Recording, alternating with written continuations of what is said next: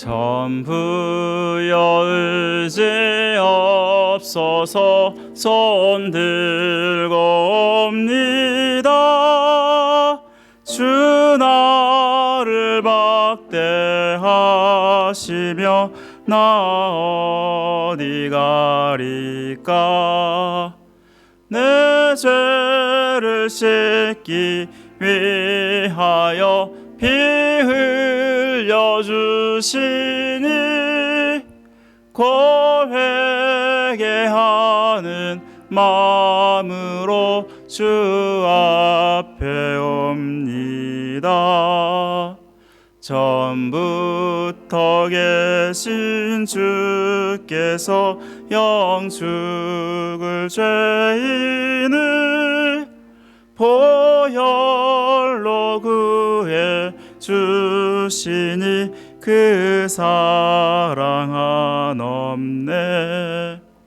내 죄를 씻기 위하여 피 흘려 주시니 권회개하는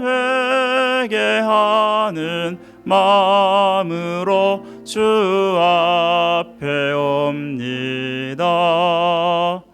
나 예수 의지함으로 큰 권능 받아서 주님께 구한 모든 것 늘 얻겠습니다. 내 죄를 씻기 위하여 피 흘려 주시니 권회개하는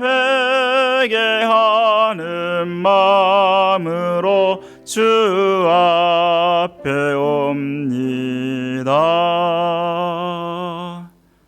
아멘. 우리 오늘 하나님 말씀은 마태복음 27장 11절부터 26절까지의 말씀입니다.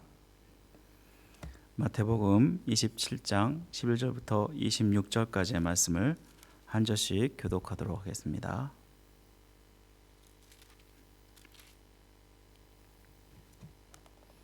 마태복음 27장 11절 말씀, 제가 가지고 있는 성경으로 49면에 있습니다. 신약성경 49면. 제가 먼저 있습니다. 예수께서 총독 앞에 섰음에 총독이 물어 이르되 내가 유대인의 왕이냐? 예수께서 대답하시되 내 말이 옳도다 하시고,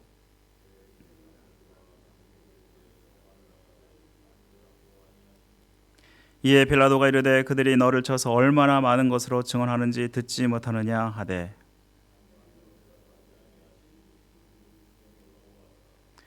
명절이 되면 총독이 무리의 청원대로 죄수 한 사람을 놓아주는 전례가 있더니 그들이 모였을 때 빌라도가 물어 이르되 너희는 내가 누구를 너에게 놓아주기를 원하느냐? 바라바냐 그리스도라 하는 예수냐 하니,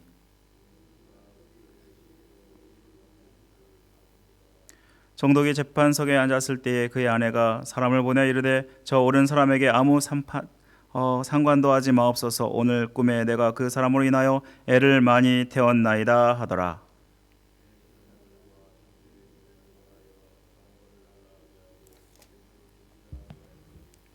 총독이 대답하여 이르되 둘 중에 누구를 너희에게 놓아주기를 원하느냐? 이르되 바라바였소이다.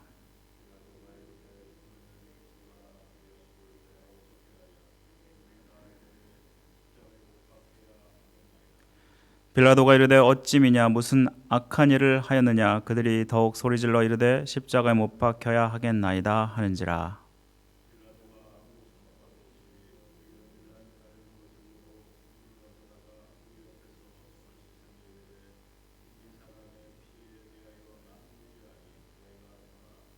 백성이 다 대답하여 이르되 그 피를 우리와 우리 자손에게 돌릴지어다 하거늘,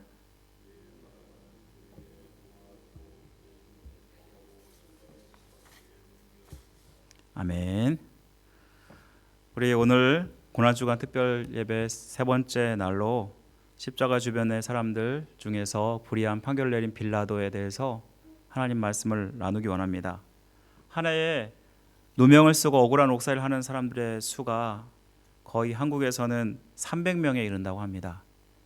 해마다 계속해서 그 숫자가 늘어가고 있는 통계를 본 적이 있습니다.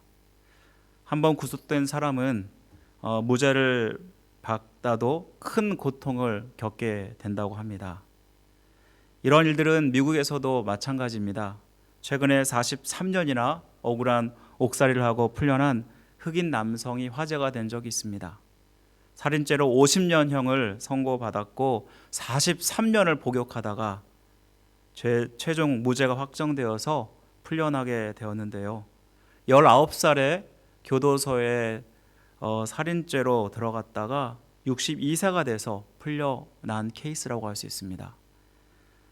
여러분, 이 사람 얼마나 억울할까요?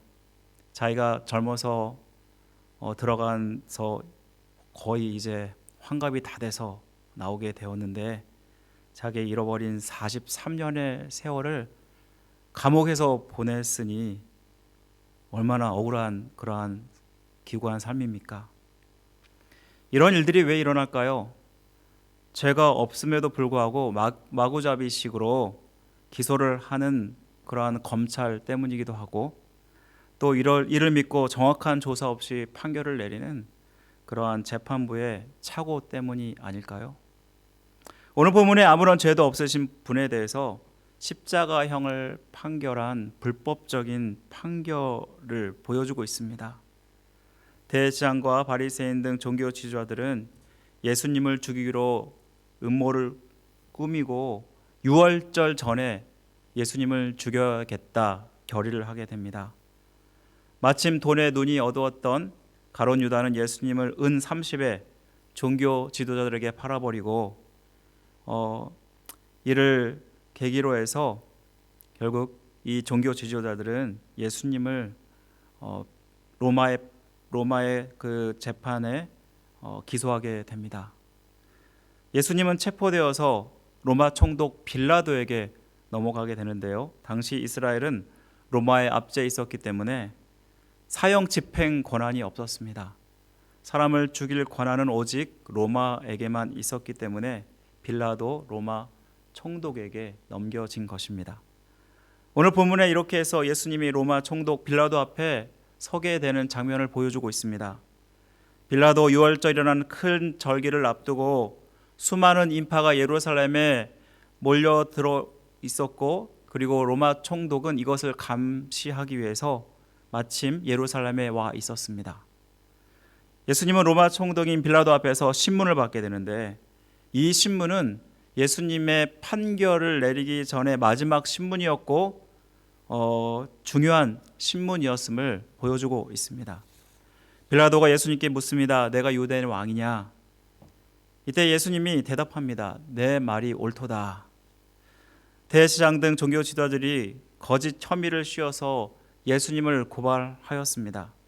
로마를 정복하고 왕이 되고자 하는 반역자로 고발하였기 때문에 이 빌라도가 이렇게 물어보는 것인데 예수님이 그렇다라고 대답을 하십니다.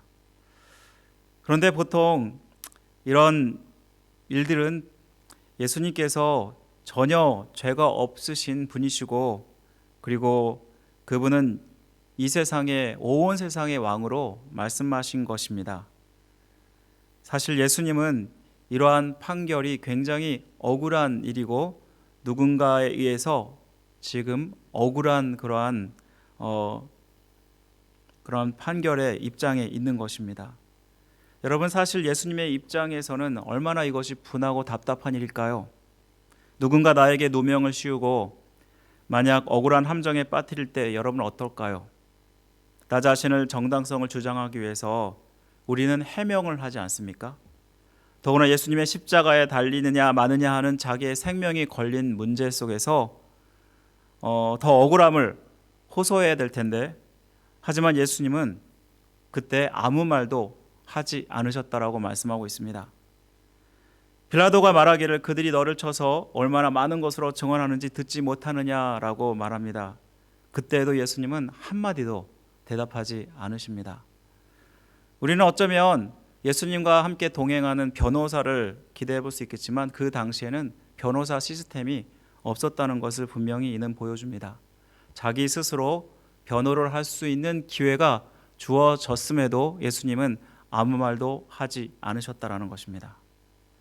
종교 지도자들은 사실 없는 혐의도 증거로 또 증인으로 거짓으로 만들어서 예수님을 고발했습니다. 총독 빌라도는 예수님이 아무런 변명도 하지 않는 그 모습에 크게 놀랐다라고 말씀하고 있습니다. 총독은 그의 억울함에 대해서 분명히 그가 변명을 할 것을 기대했을 것입니다. 어떻게 해서든지 자기에게 유리한 고지를 만들어서 이러한 억울한 자리를 빠져나갈 것을 기대했을 것입니다. 하지만 예수님은 그러지 않으셨다라는 것입니다.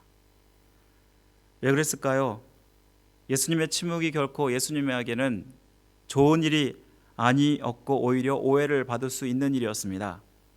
예수님께서 십자가를 지시기로 작정하신 이상 예수님은 오해를 받고 억울한 일을 당할지라도 마치 순한 어린 양처럼 이 십자가의 길을 묵묵히 따라가기로 작정하셨던 것입니다. 주님을 따르는 길 반드시 고난이 있고 그리고 이러한 억울한 일을 당할 수도 있습니다.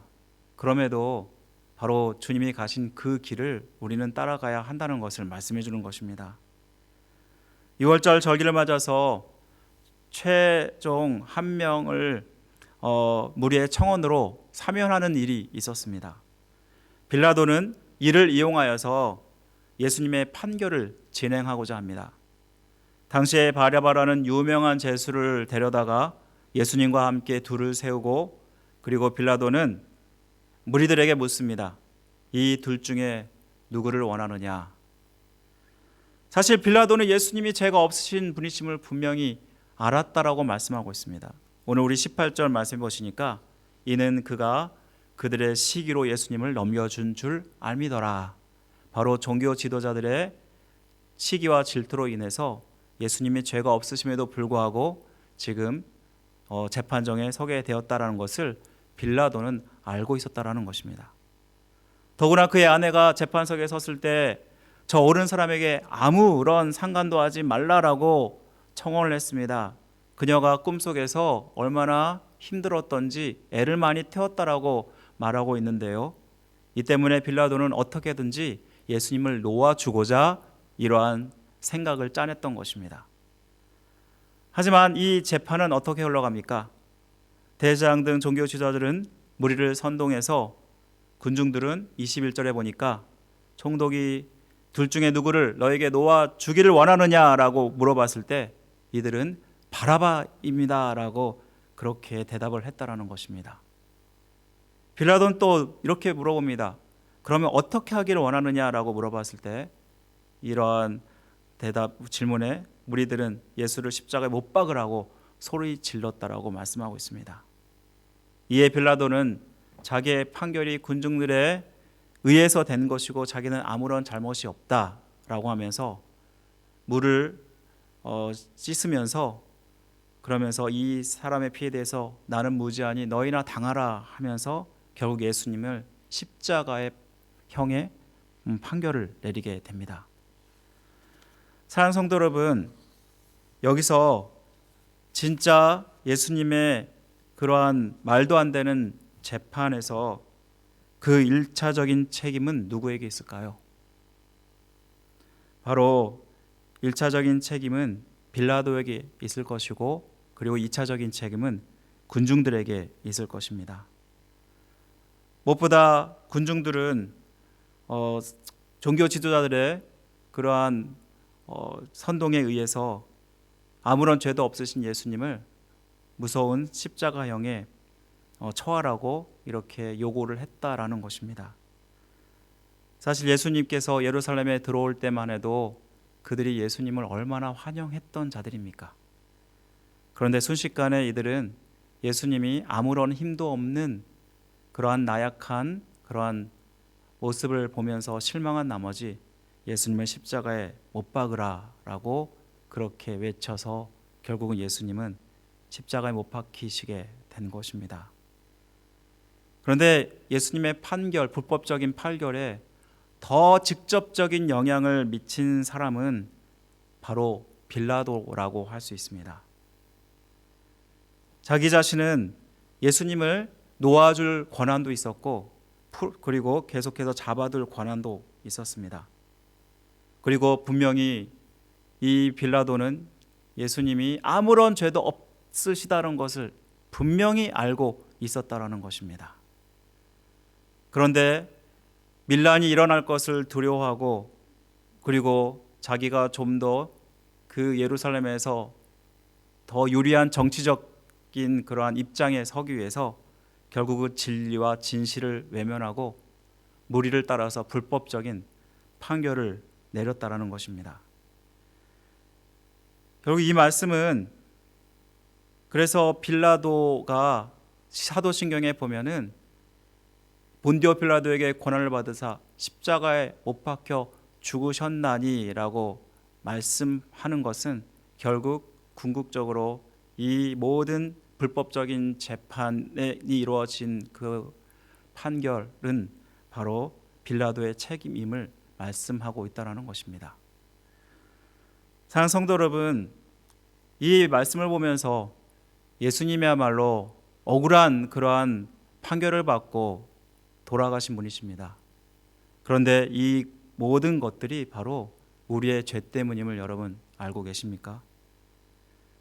사실 예수님을 십자가에 못 박은 것은 바로 나 때문입니다. 비록 우리는 그 자리에 없었고 또 그 자리에서 예수님을 십자가에 못 박으라고 하진 않았지만 우리가 그 자리에 있었더라면 아마 우리도 그 대제사장들의 선동을 받아서 똑같은 그러한 일들을 행하지 않았을까 생각하게 됩니다. 우리가 찬송가에 보면 거기 너 있었는가라는 그러한 찬송가를 우리가 보게 되지 않습니까? 그 찬양의 가사처럼 마찬가지로 우리도 거기에 있었더라면 어쩌면 똑같이 예수님을 십자가에 못 박으라고 외치고 결국 그것이 나의 죄 때문임을 우리는 깨닫게 됩니다.